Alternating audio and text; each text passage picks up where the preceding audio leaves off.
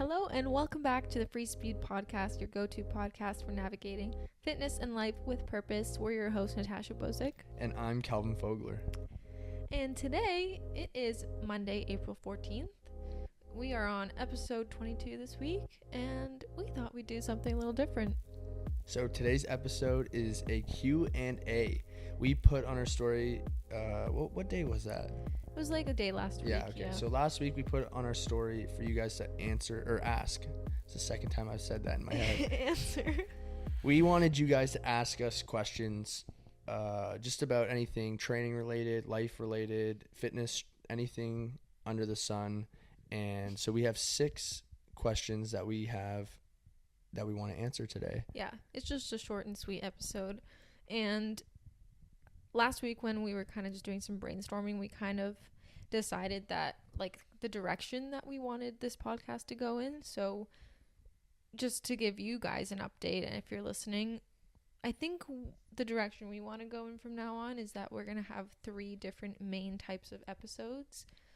One of them is going to be a full length, like deep dive episode. So these are going to be like an hour or plus. And we come prepared, we do our research, and we dive into a specific topic and give you guys takeaways from those specific topics. More similar to the episodes that we've done in the past. Yeah, so just be training strategies, like nutrition stuff, just everything you need to train smarter and live better. Mm-hmm. The second one is going to be our speed check episodes, and I really liked calling it this because it's basically just less structure and more real talk.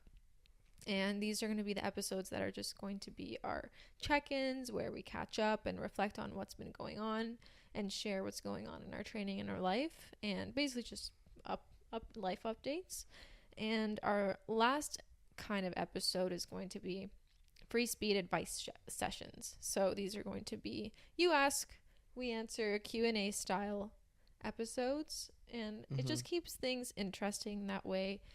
If you're scrolling on Spotify and you see an episode called Speed Check, like then you'll know that it'll be mostly just real talk, conversation, what's been going on in our life. And if you see one that's called like a deep dive or a free speed advice session, then you kind of know what to expect.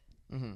So just to clarify, yeah. And then obviously Tash and I want to get into having guests on this in the near future, ideally, and especially like when we start recording this podcast with like in studio and get to that point, we definitely want to have guests on, and those will be most likely definitely the longer style kind of deep dive episodes. So yeah, that's a little background on where we're at with the podcast, and ultimately, like we said in the past, we want to just keep on getting more clips out and then eventually get into like a studio and pay for just a better production. Yeah. And for me, a big thing with this podcast as well is I really want to make it a more of a community focused thing. So I know it is a podcast, but I feel like it would add a lot of value to then also bring it into the real world and maybe offer like a free speed track session one night, or some sort of run club every now and then, or a workout where we can partner with some brands. And eventually we want to be able to sell some really cool merch as well. So. Yeah, and really that's like the goal with free speed. It's more of a lifestyle and just like a way of living, like we say. And with that, let's get into life update. So Tash, what have you show the camera what you've got on your wrist? So for those of you listening on audio, Tash I got a Garmin, and it's the 955 4Runner, which is last year or 2 years ago. The 4Runner 955 came out, I think, in like 2022 or 23. It's 2 years old, yeah. But I was doing a lot of research because I told Tash I wanted to get her a Garmin for her birthday, which was mid-March, and obviously it's mid-April.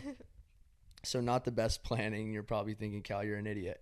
However, I wanted to make sure that Tash was ready to like know exactly which one she wanted. And it doesn't make sense to buy the top of the line Garmin. I think anyone listening, like unless you have just a bunch of money to throw around, the newest and greatest Garmin is almost a bit of a waste of money if you can get last year's model for 50% off. And so That's what happened. We were kind of deciding between a few different watches and their capabilities, and we ended up getting her the 955, which is a touchscreen Forerunner and has a bunch of capabilities. And how do you like it? So I like this watch a lot. It has a crazy battery life compared to my Apple Watch. My Apple Watch died every day, so I'd basically be only able to wear it during the day, and then I'd have to charge it every night. But this one has 14 days of battery life, and that's after wearing it for the past 4 days, so it probably has more than that. And I just like everything that it offers. So this watch is specific for running and training versus the Apple Watch is more of a smartwatch with athletic features. But I feel like a Garmin is definitely something to get if you're more into working out and training like an athlete. But the watch choices were overwhelming. Like Garmin has almost 30 different watches. If you don't know anything about Garmin's or don't have the time to like look into it, you'll go on Garmin, and I think Garmin does a terrible job of this, is there is 30 different watches and you're like, what is the difference between them all? Which one is right for me? Why are some $2,000 and some $300? It's insane. So what did you think about the whole process of like picking which one? So well, because I already kind of know about watches just from past experience, I went on the website, and what it looked like is that they have some very basic models. So things like the Garmin Lily and the Garmin Vivo Active are like your basic model, and then they have the Garmin Forerunner. But then within the Forerunner, they have the 55, the 255, the 955, 965, 265S, like so many different options. So basically every model within the Forerunner like type of watch, it basically just goes up in tier. So like the lower the number, the less features you're going to get. The 955 is one of the best models of the Forerunner, I'm pretty sure. Yeah, it was just last year's. Yeah. But what I think gets upgraded is like the type of glass that it has, and then just the capabilities. And what's really cool, if you guys are looking to buy a Garmin, go into the Garmin website and you can start comparing between the Garmin watches. And so you can go to the last year's model to this year's model, and that's where we found out, like, I was like, Tash, this is like the best value, because the changes they've made from the 955 to the 965 are almost like not important. I think it's just like the AMOLED display, which is a brighter display. If you know Apple, like Retina display, it's like this watch. It's kind of really hard to explain right now, but it's almost like dull. Yeah, it's not like an iPad or a phone, but I kind of like it. It's just a training watch, and I've been really enjoying not seeing how many calories I've burnt, because I feel like that's kind of what's caused my toxic relationship with my Apple Watch, is just constantly seeing how many calories can I burn in this workout, and can I close my rings today, and I'd feel really guilty for not closing my rings, and just training just to train and following a program and just doing the workouts and just doing it without worrying about closing the rings. I really, really enjoy it. What do you think about the sleep data? Because I think that could also go in a south direction with you if you overthink it. Yeah, because I'm an overthinker. Well, the first night I wore the watch, I woke up and it said I had, I think, a sleep score of 89 or something like that. Oh, that's pretty good. Yeah, because I slept for 9.5 hours and it was still 89. But I went into the data, and it basically shows you light sleep, deep sleep, REM sleep, and the times you were awake, and then the times you have restless moments. And the first night I wore it, I can pull this up if I want. I forget, but I think it was 100. No, it was 80 something. Yeah, 88, I think. Yeah. And then the second night I wore it, 98 restless moments. Which is crazy, because I didn't even know. That was the worst sleep I ever had, because Calvin had woken up at like 4 a.m. to go on this bike ride, and he was like click clacking in his bike shoes all across the room, and I literally lost my mind at 4 a.m. Well, I didn't even know this this feature, the restless moments feature existed until Tash started clicking around in her sleep data. And it's funny because when she brought it up, I was curious. I was like, I wonder how many restless moments I have, and I think I have like around 20 to 30 a night. Mine are 100. But Tash has had chronic sleep issues, and maybe we need to figure out how maybe a little bit of magnesium and I do take double dose the sleepy tea. I do take magnesium, but anyways, this leads us to our next short life update is the supplements that we've been taking. So for the longest time, we just haven't been taking anything just because we were like, whatever. We moved to Australia. Well, what were you taking before though? Before I moved to Australia, I was taking like B12, cordyceps, vitamin C, and like a multivitamin every day. Was that based off of? But that was only because my mom had bought them and they were like in the cabinet, and I was like, okay, why not? So it was the ones your mom took that you're like, I need these ones. What do you mean? Like how did you decide these were the vitamins that you needed? It was just like, no, that's not. It was just random, or you went to the store because like your doctor had told you? Back in Canada? Yeah. Oh, that's what I'm asking about. I just did research and I heard that cordyceps was good for immunity and cardiovascular health. But B12, I just saw online also that I should probably be taking that. But anyway, so we moved to Australia, did not take any supplements, and I felt okay. Like my whole life I felt all right, but I've never felt great. And in terms of energy and just everything.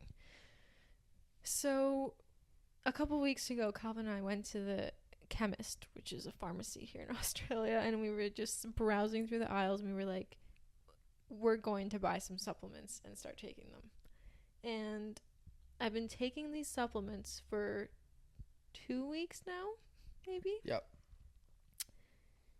And let me tell you, they're working. They are working.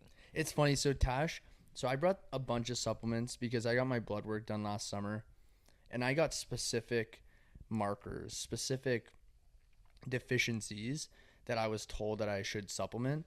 And so the fact that I stopped taking my supplements is honestly stupid of me. However, since we had moved to Australia last October, I hadn't taken anything because I know that with supplementation, if you're not consistent with it, then you're wasting all the money that you bought the supplements for. And so I was just keeping them in the corner. But I have this massive tub of fish oil pills, omega-3 fish oil pills. And I looked at the expiry date and I'm like, holy shit, it's mid-June. Mm-hmm. And so I've been taking them once a day, but I was then starting to get Tash to take the fish oil pills once a day. And it's hilarious because every time Tash takes them, she'll start burping like fish oil. You gotta explain what you feel. And I'm not a burper. It's so interesting. You know how you're either like a chronic burper or you're not. Like, I don't think I'm a person who burps a lot. But when I take this fish oil pill, I start burping and it's literally fish like coming out. It has to be some sort of acid reflux. So I told Calvin I'm not doing that anymore. Sorry. But maybe that's why you're feeling good. If in a week you're not feeling good, then maybe No, I've been feeling good because basically, I've talked about this before, but if you're new, I have very low iron, and I got my blood work done back in Canada last year and the year before, and everyone said, yeah, you have low iron.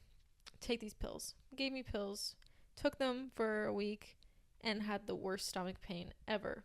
So I stopped taking them, and basically the amount of iron that they had prescribed was just like the maximum amount, and to ingest that all at once was like very hard on my stomach because I have stomach sensitivity. So I've been taking a softer, like more digestible, easy on your stomach version of iron, and it's specifically formulated for women as well. So I've been taking 2 to 3 pills a day of iron with vitamin C chewable tablet in the morning. And if you don't take vitamin C tablet, what are you doing? They are so good. They are so good. Like something about the vitamin C when you wake up in the morning and you put it in your mouth and you chew it, that chalky orange flavor, it's just like that revives me. I'm like, yes, this is health in my mouth. Don't you think that? Well, it's funny. So Tash and I had a huge training day. Yesterday was Sunday, and because we're working a lot during the weekends, we shove a lot of training in on our weekends. And we had done a workout in the morning and then swam in the midday and then had a 7K run to finish off the day. And before the 7K run, I was looking for just calories and things to eat. And for some reason, I looked over at Tash and I was like, give me a vitamin C pill. And I can't tell you, I might start taking a vitamin C tablet before my runs or in the middle of like a marathon or something, or like an Ironman, because the flavor and the vitamin, the effect on my run, I felt Amazing. I've never Yeah. felt that good too. And it's interesting because usually before I started taking these supplements, I would have very, very chronic low energy to the point where I would sleep 9 hours every night probably and then have to take a nap during the day. And I would still feel tired. And it was funny because we've been taking these supplements. This could be all placebo, by the way. I have no idea. But the night before we did this big, big workout day, I got 5.5 hours of sleep because I woke up super early to go to Calvin's gym with him, and then we went straight to work, like go to the gym after that. And off of 5.5 hours of sleep, I somehow managed to do like an hour and a half strength workout followed by a swim and then a 7K run at a pace that I never used to be able to run. So it was just very interesting to me that Mm-hmm. either the pills are working or I don't know. But I've also been taking Wait, can you just list off the pills right quick? yeah. So I'm taking vitamin C 500-gram chewable tablet. Sorry, I correct myself. I went and got the pills to look at because I don't know what I'm talking about. I'm taking 1,000 milligrams of vitamin C in a chewable tablet form, which has 400 milligrams of ascorbic acid in it. I don't know if that makes sense, but basically when I was at the pharmacy, there's a bunch of different vitamin C pills, and if you just get a normal one, the amount of ascorbic acid in just a normal vitamin C tablet, like a regular strength, is way lower. And I just got, is it called extra strength? I'm not 100% sure. But it just has more vitamin C than the average vitamin C tablet. So I'm taking that. With that, I take my iron pills. So it has Iron Plus, Iron Ferroshell with B vitamins and vitamin C. So this is from a brand called JS Health. So this also has a little bit of vitamin C in it. I take that in the morning, and I finish that in the morning with this Ashwagandha Plus Energy, high potency. And the reason I took this is because I was feeling really stressed and anxious for a period of about a month and a half, do you think? Yeah, around there. I was feeling really, really stressed and emotional, and I was like crying a lot. I didn't know how I was feeling. I wasn't feeling great. Started taking this stuff. Stress gone. Don't you think? Yeah, I'd say so. Yeah. I've always wondered about ashwagandha. I've heard a lot of guys that have taken ashwagandha, and more so stuff about cycling on and off of it, because I think with vitamins sometimes you can top yourself up and then you don't really need it, and so that's where you can kind of hop on and off. But what's interesting with ashwagandha is there's certain elements that I'm kind of skeptical of, in terms of it's been used as like a test booster, and sometimes I don't know, like I don't want to just spike my energy in that kind of in that way, because I feel like I won't enjoy feeling that way.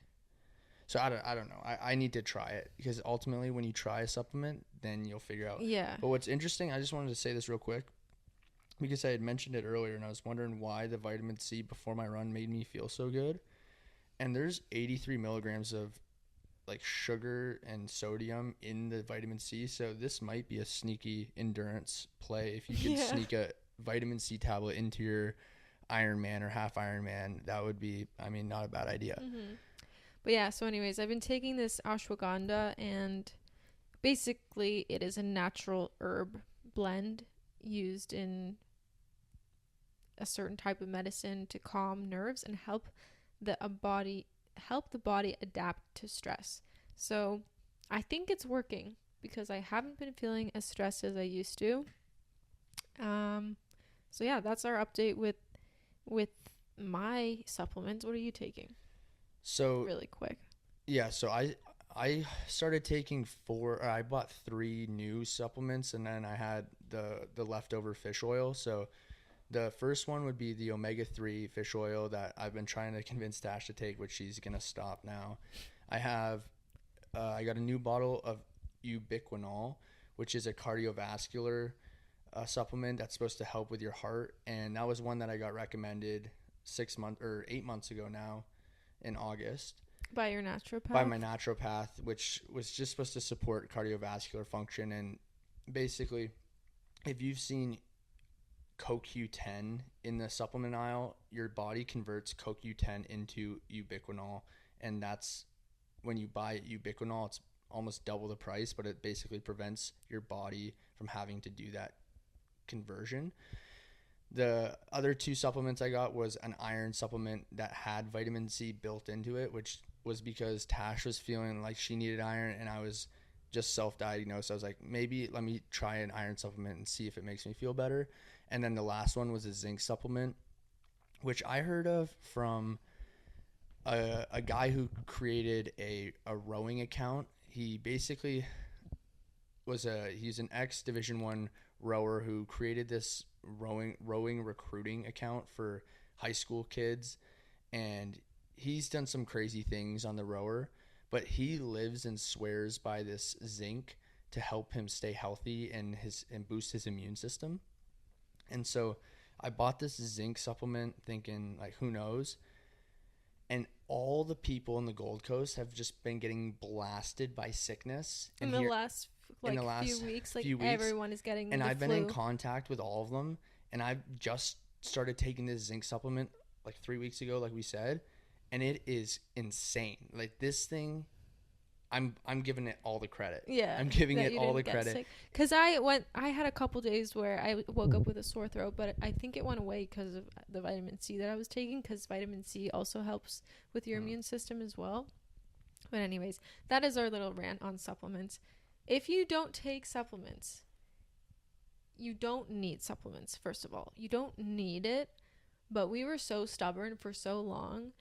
And the fact that we are feeling better after taking the supplements makes us want to just keep taking them. Exactly. And they not everyone do have a benefit. Not everyone can afford the blood work. I was just talking to one of the owners of the gym I work at, and just like, especially if you don't like us, because we're not a resident or we don't have health care, it's almost impossible to get blood work. So if you can get blood work, try and get an athlete panel. You go to your doctor, your GP, and you would ask them, like, you want to get an athlete panel, and then likely they'll know what to get you in terms of getting your blood tested.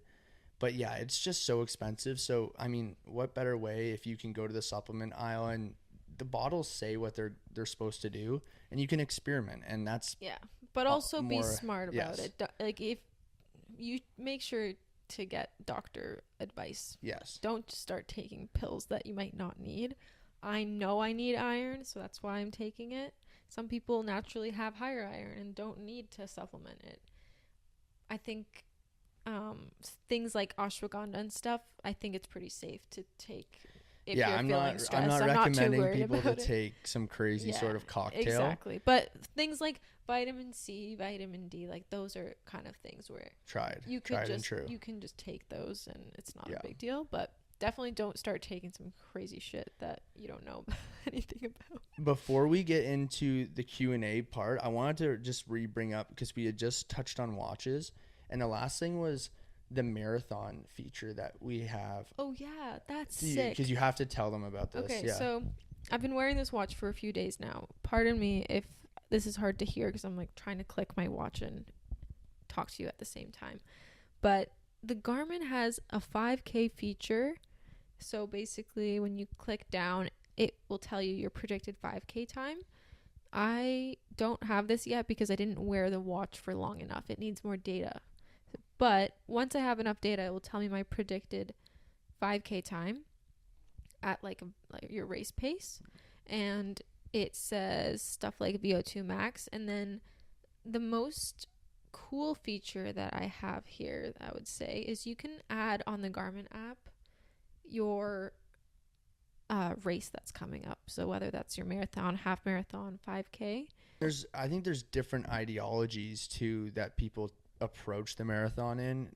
I mean, a big recent one is the double threshold, the Norwegian method, and there's a whole bunch of different coaching ideologies with the marathon. So obviously this is one specific one. So there's no one best way to approach, and depending on how your body absorbs training, who knows, maybe you would benefit from just having a coach be able to program all your workouts. So yeah, take it with a grain of salt. Okay. If you've listened this far, then you're here probably for the Q&A. Sorry that took so long. We're finally going to get into our free speed advice session. So let's read some questions that were on the question box on Instagram. So first off, what are you loving and not loving so far about the Garmin Switch? So we've kind of covered this already. That's why I want to start with this question. Loving the training readiness feature. So it tells you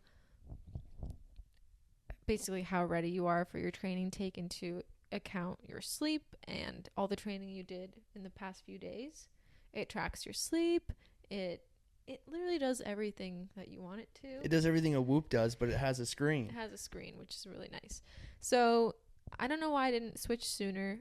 If you don't have a Garmin, get one if you can, if you're into running.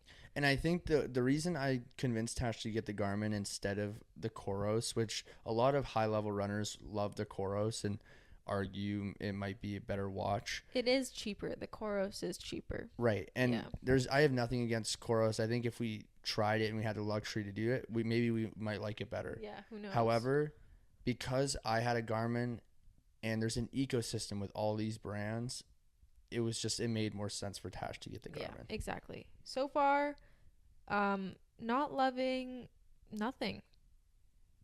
I don't think there's anything that I don't like about it. Let me try to think. Oh, I guess. Oh, notifications, text. Oh, the buzzer. That's the one thing. I was telling Calvin, I misplace my phone so much to the point where multiple times a day when I was wearing my Apple Watch, I was using the feature where you could ring your phone and it would go ding ding ding ding ding. And I lost my phone literally today at the gym. I misplaced it and I went to my watch. I was like, oh my God, I can't do that now.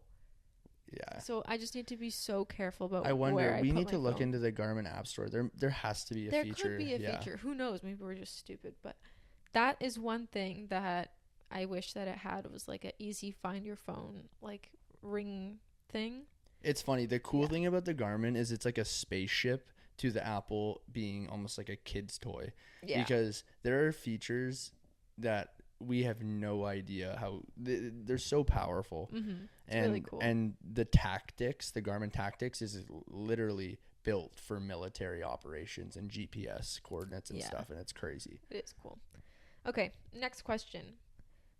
Who has been your favorite teammate of all time? Favorite teammate? I can't really answer this because I've never played sports. I think this was geared towards Calvin for sure. Well, it's funny. Anyone listening to this, it's a great question. Because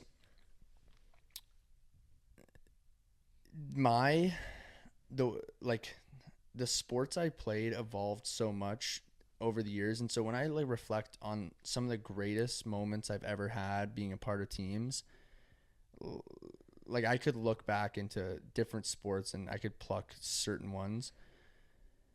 But just something that was super recent was when I was in my third year at Santa Clara, rowing Division 1, and I had just come back from building back strength and endurance from herniating a disc in my back and having this disc bulge, which I still live with today, and just doing everything I could to put myself in the top boat.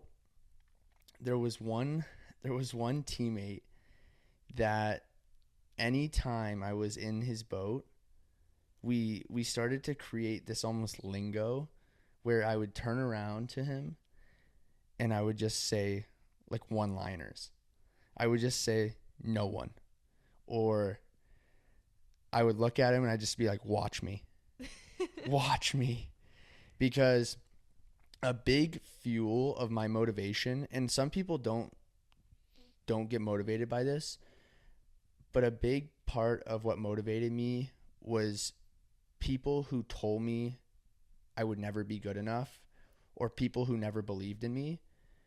And like anytime someone makes me feel like the underdog, it motivates me even more to feel like I can prove what's possible. And it's less so proving them wrong, it's more proving that it's possible. And so this guy, Sam Setter, who's still rowing right now at Wisconsin, he has to be like 26 by now. That's crazy. He's a veteran.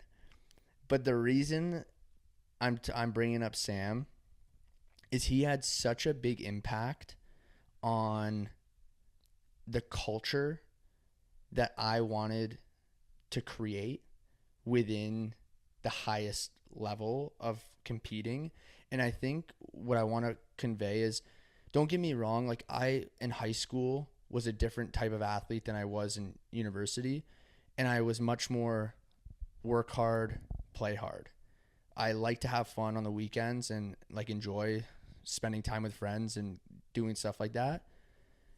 But that kind of switched halfway through university where like I wanted to win, I wanted to compete. And so when like Sam, who sat behind me a lot that year and going into like the first races of the year and just being able to create this intensity and this dynamic, we for the next 2 years after that had this kind of special kind of chemistry that it's hard to understand. But when you go into a dark place in rowing or in any endurance sport, you need the people around you to be 100% bought in and 100% willing to go to war and die on that stake for you. Because if someone's going to give up when it gets tough or throw in the towel, then in reality in rowing, they're going to hurt you. They're going to make you suffer more. And it's almost like betrayal. That's how it feels. And so the fact that like Sam is one of those guys that I knew he would give everything to be like a brother. Yeah. Great dude. And it's it'll be interesting to see how well they do, because he's at Wisconsin right now, and yeah, I'll leave it at that. Yeah. Okay, next question. How do you keep the gym enjoyable as it becomes more of a job for you two? You start with that one. Let me see. Well, personally, I don't think the gym is a job right now. For me, what's a job is this podcast and our coaching businesses, which is a lot of the time just behind a laptop editing and creating programs and just constantly behind a screen. So that for me is more of a job than the gym is. The gym is a place where I can go and let off steam and record content. And don't get me wrong, there are times where it is kind of hard to be in that environment. Like a lot of the time you don't want to go to the gym, you feel tired, you're not wanting to do it. But if you think about it, how many times have you left a session and thought, yeah, I don't feel good after that, or I shouldn't have done that? Do you remember the days you were coaching though, like at 45 and stuff? Do you Yeah. think, I feel like the in-person one-to-one Yeah. or even group coaching, it's super real. You can get so burnt out that if you show up and you're coaching all day, it's almost like your safe space for working Yeah. out and decompressing. And I think that's a great opportunity where running can come in, and biking and doing things outdoors, is at least it gives you an outlet. But yeah, what do you think about when you were coaching it in Yeah, person? so when I was in person coaching at an F45, I also had a commercial gym membership. So I actually wasn't working out at that gym. So I had a separate work and gym environment, which I think is so beneficial. So I didn't really have an issue there. And if I wanted to just do a workout on my own and blast music and be the only one in the gym, I had the key. I could just go to the gym whenever I wanted and do some sort of like cardio kind of workout at that gym, which was also nice. So I really liked having the balance. Obviously, a lot of people don't have that option, Mm-hmm. but if you can and have the money to do that, I would highly recommend trying to separate your work and your business and training. I 100% back Yeah. that. I think I've fallen into the trap because I've just been coaching in person more, and especially last summer, it felt so. I was coaching every class morning, like midday, in the evenings, and I just remember it was terrible. And Like trying to find, you only had that one gym too, right? yeah, and To do the strength stuff. yeah, and so that's where I was working out, and that's where I was coaching, and it was difficult. So I think getting into running, getting into some more outdoors, and just changing the scene, just like you said, Tash, finding another gym. And now that we're in Australia, you actually work out at the gym I work out as well. So when you coach, it is a little bit, You have to separate the it's two. a little bit different. And we actually find that is a common factor with a lot of other coaches as well, because the gym we go to, there are some other coaches that go to that gym as well that work elsewhere. So it's just interesting. A lot of people seem to be separating the two, which is cool. So yeah, if you could do that, that is our advice. Next question. How do you continue to remain positive and proactive while enduring or dealing with injury? That's a good one. It's hard to stay positive. It is really hard. And one thing I've learned over the past few years is to think of bad things that happen to you as redirections. And I know that might be like a cliche thing to say, and it might be a little silly, but I hurt my back, I want to say 2 months ago now. It was probably a month before High Rocks.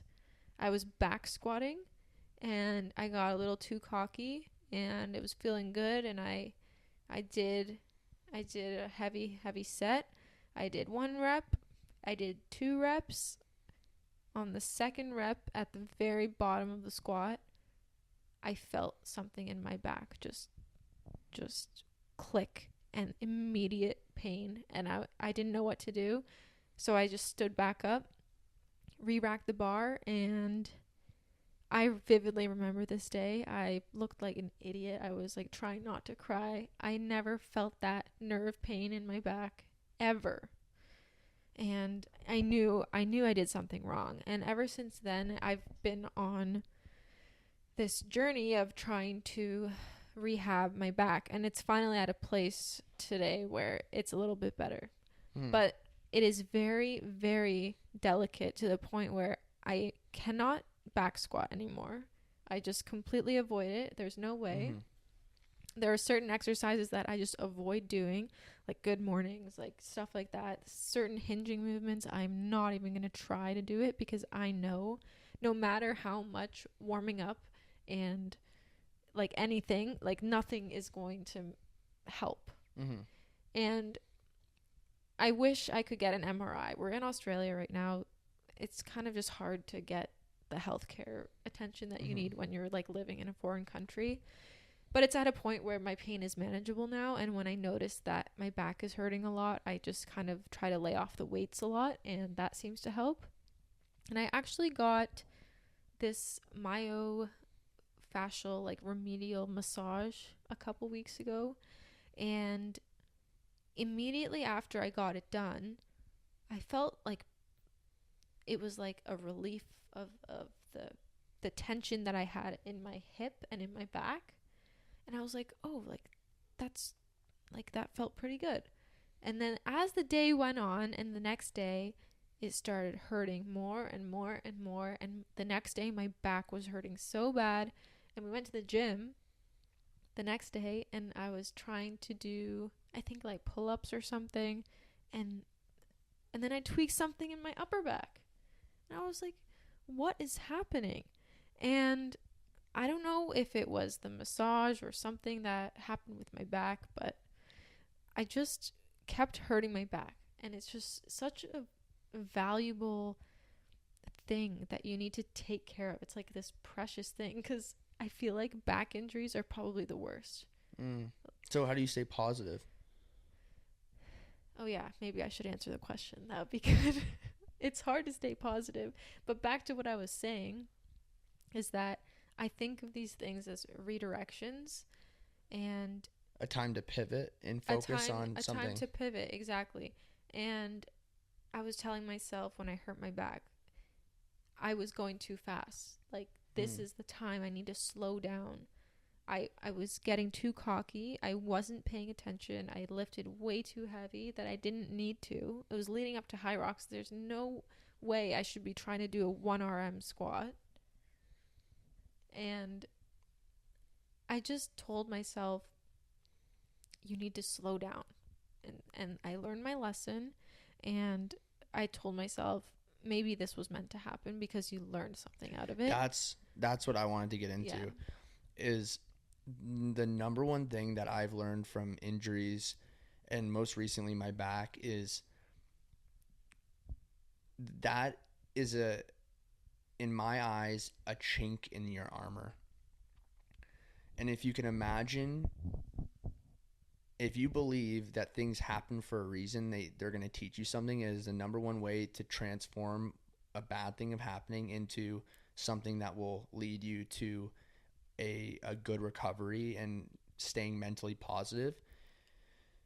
And the way I do that is, when I get an injury, I find myself likely attributing the injury to something that was bound to happen. And the reason I say it was bound to happen is because the theory of progressive overload. Everyone is going to continue to push your limits and push your boundaries, and injury is a byproduct of pushing that. You're going to put yourself in situations where sometimes you're at risk of getting injured, and that's nature. And the example of a chink in your armor is, usually there's a piece of your armor that has a weakness. So whether for me it's my back, or for you it's your ankle, or for you it's your knees. Yeah. Everyone's going to have something that is going to be their most likely, their most prone to getting injured. And so realizing the fact that, I mean, maybe if it didn't happen now, it was going to happen in a year or two, and that you can use this moment to really reflect on, this is my chink in my armor. This is my weakness. If I don't really focus on it, that's going to be the first thing that goes every time I'm entering a big training block. Anytime I enter a dangerous, just, what's the word I'm looking for? Like contest. Like, say you're playing a team sport like a basketball or soccer, you're going up for a ball, and your knees are your weakness. That's going to be the first thing that ends up kind of shutting you down. Yeah. And so that's the best way of looking at it, is if it wasn't going to happen now, it might have happened in a year or so. So just know that the things you'll learn from your injury will actually allow you to be a much stronger, much smarter athlete in preparing and preventing. And the second piece of it is when you get injured, dial into your routine, because your routine is what's keeping you mentally focused and mentally sharp. So that's when you dive into the 1% and you really focus on keeping the controllables in control. Yeah. And so just making sure your diet, your sleep, like you're getting on top of the things that you said you're going to do. Yeah. And sorry, if I could just say one thing. If you're not stretching and doing your mobility to the point you probably should, then you have no right to be mad about your injury. Because I know for a fact that when I hurt my back, I was not doing everything in the world to, you know, stretch as much as I could and do my mobility. And I was kind of getting away with going day to day with doing the bare minimum stretching.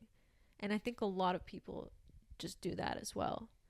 And I feel like when you don't actually dedicate time, like when you're watching TV at home and just like doing some stretches every single day for 30 minutes, it's so easy to just not do that, and a lot of people don't. And I feel like if you don't do it, then you don't have the right to be upset about your injury. Yeah, and I think injuries, it's easy to lose the long-term vision. Yeah. And it's easy to get caught up in the short-sightedness of just like being so frustrated that you can't compete. And the nice thing now that Tash and I aren't, or now that I'm not personally competing at like the highest level, and I'm in a system where I have to be ready for games or matches or races or whatever it is a luxury that I have. Now, anyone who's in that system, you need to be able to be just very strategic and smart about doing what you can to not put yourself in a position where you're going to just make things so much worse and risk that. Yeah. However, you need to definitely reflect on like, how can I make myself better off in a month or 2 months, and not just think, oh, I'm just going to show up to the game this week and then you're in a way worse place. That doesn't help anything. Because you honestly want to keep just stacking a strong foundation. Yeah. So, main takeaway from that question, I would say, is to stay positive when you're dealing with an injury. I would say just try to shift your attention to something else. Maybe it was a sign that, you know, you're going too fast. Like, whoa. You need to slow down. Who knows? It maybe instead of just like having runner's knee. I'm just using that as an example. If you get runner's knee and you're upset about it and blah blah blah, maybe that's a sign that like, whoa, slow down. Something else bad could have happened. Like, you could have completely broken your knee. Yeah, or do you even know what I mean? Yeah, and I think what people get caught up to is they think when they just take a bunch of rest, they can jump right back to where they were.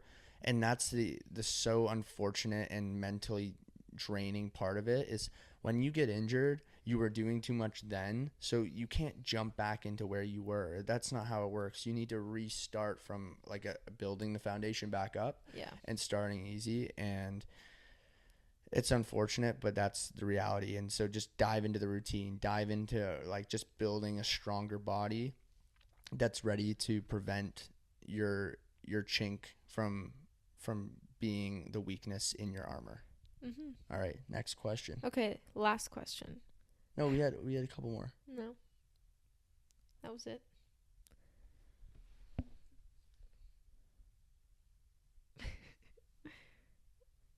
Cow. Like, that's we had those two. No, I already did that one. Oh, you're right. Yeah. I didn't realize we already got to the last question. Yeah, last question.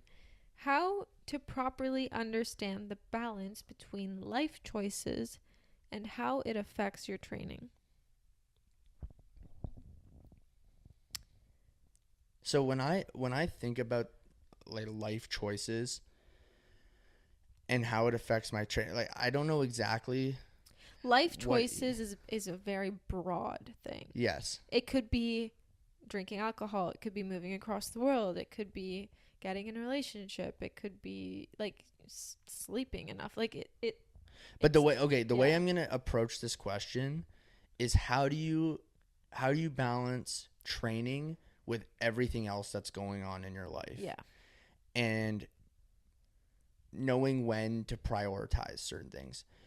And the number one way that I decide something matters to me is by reflecting on my values, my core values, and what matters to me, and how a choice or an activity is going to make me feel or relate to that value.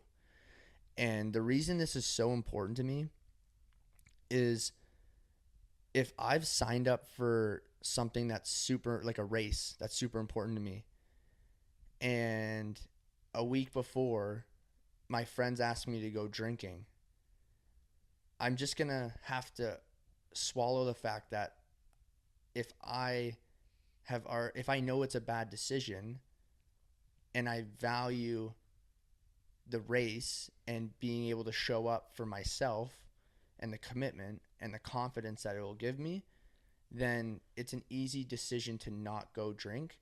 But there's alternatives. There's always an alternative. You can still spend time with your friends.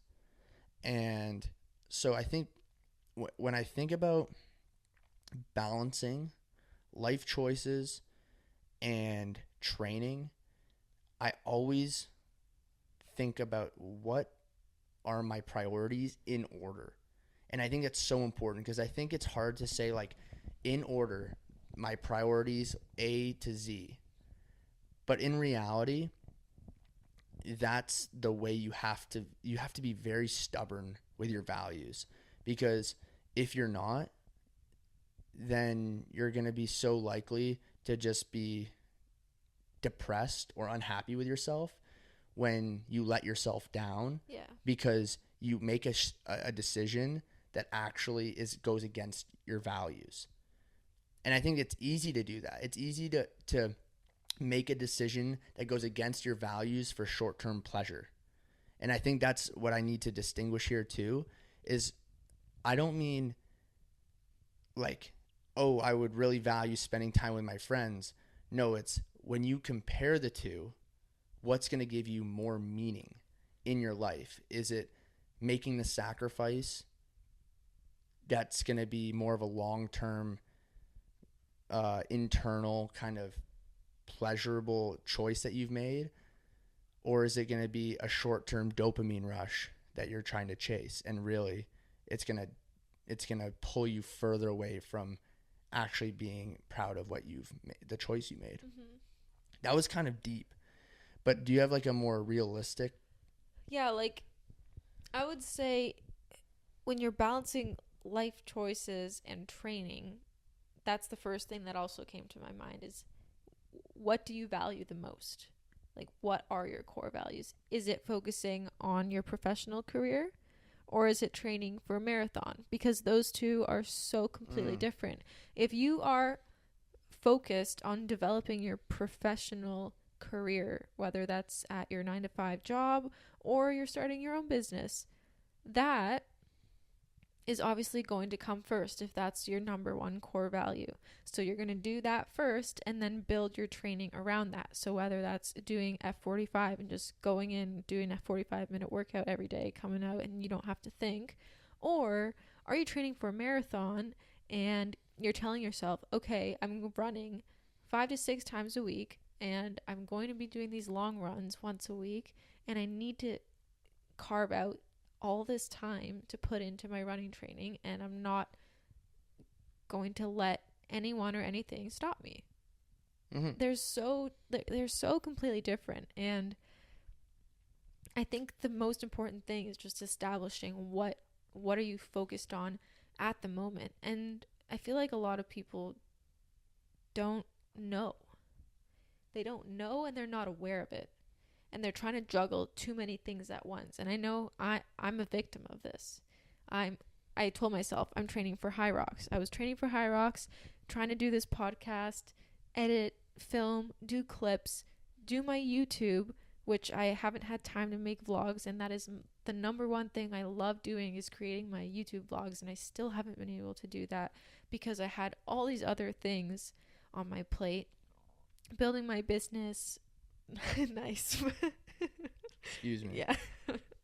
Building my business, trying to help you build your business, is just so many things at once that I wasn't truly focused on one thing. I couldn't pick one thing. And I feel like I'm doing things different this time around because I told myself, right now, I'm focused on marathon training. And that's what I'm focused on. I'm focused on running. Running is making me feel good right now. I went through a phase where I lost my love for running. There were weeks where I wasn't running at all, like 0 kilometers on my Strava. And it was just, I didn't feel good. And this kind of related back to like all the supplements and stuff. And I thought something was wrong with me and my body, but really I think it was, I needed time to just reflect and figure out what I needed in my life in terms of my training and my business and my goals. And it's interesting because in January we sat down and we did a whole like goal setting thing, and it was super exciting. And then a few months go by and you forget to revisit your goals. You forget what you wanted out of this year, and suddenly it's 6 months has gone by and you're at the same place that you were 6 months ago. And this might be true for some people, it might not be, but if you find yourself in that situation, just take a step back, take a couple weeks, write some things down, figure out what you want right now in your life and work around that. Yeah, declutter your life. Yeah. I think that's the most important thing, is simplify and make your time intentional. Yeah. And ultimately from there, you're going to find yourself way more invested in your goals. And I think what I think you've seen was when I was training for this Hyrox Brisbane, that there was no balance. It wasn't necessarily like when you're going fully all in on a few things or even one thing, balance isn't necessarily what you want. Balance is an ideal, but ultimately I think Tash would definitely say, when I was super focused on Hyrox Brisbane and how important it was for me to like hit the goal I wanted, that there was even things in our relationship that might have been not like neglected. Yeah. And I think that's hard for people to realize sometimes, is it's like sometimes you have to have that communication, where I was telling Tash, I was like, I can't be here for you 100%. And it's a hard pill for somebody like that to swallow when you love them so much and they love you, and they might not understand how important something is to you.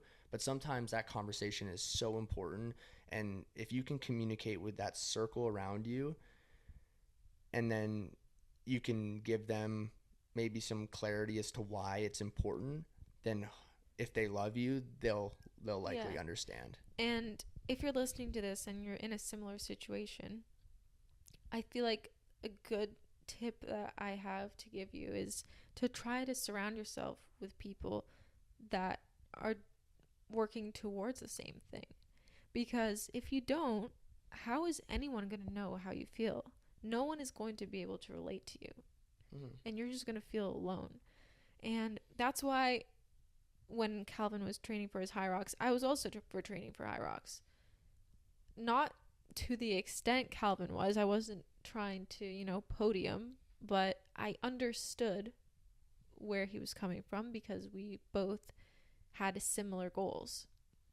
And for example, if I didn't work out at all and Calvin was training like multiple hours a day for this Hyrox thing, suddenly there's just a disconnect. So I feel like if you're in a relationship or you have family and you surround yourself with people that are doing similar things to you. Like, grab a friend, ask them to sign up for a marathon with you.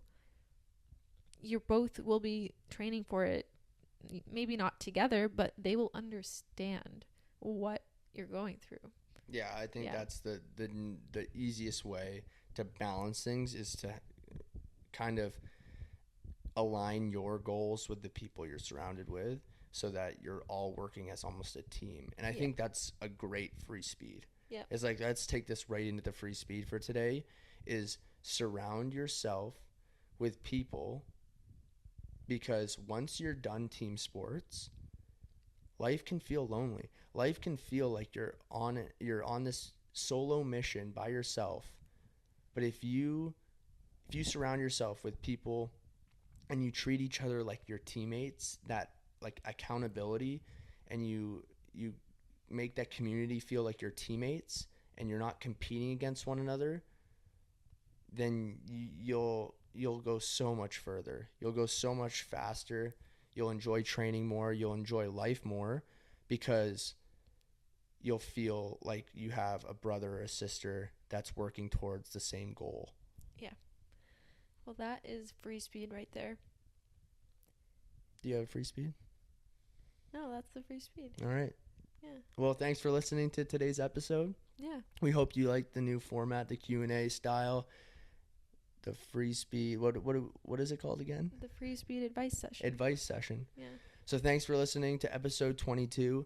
We really hope you guys liked the episode. If you haven't already, please drop a 5-star review, and don't forget to follow us on Instagram, YouTube, Spotify, and if you have any more questions, feel free to ask. You can leave us a comment on YouTube or even on Spotify as well. or DM us. Yeah. We'll be posting more polls so that you can answer there, but feel free to ask any questions anytime, and we'll do our best to answer them in the episodes. Yeah.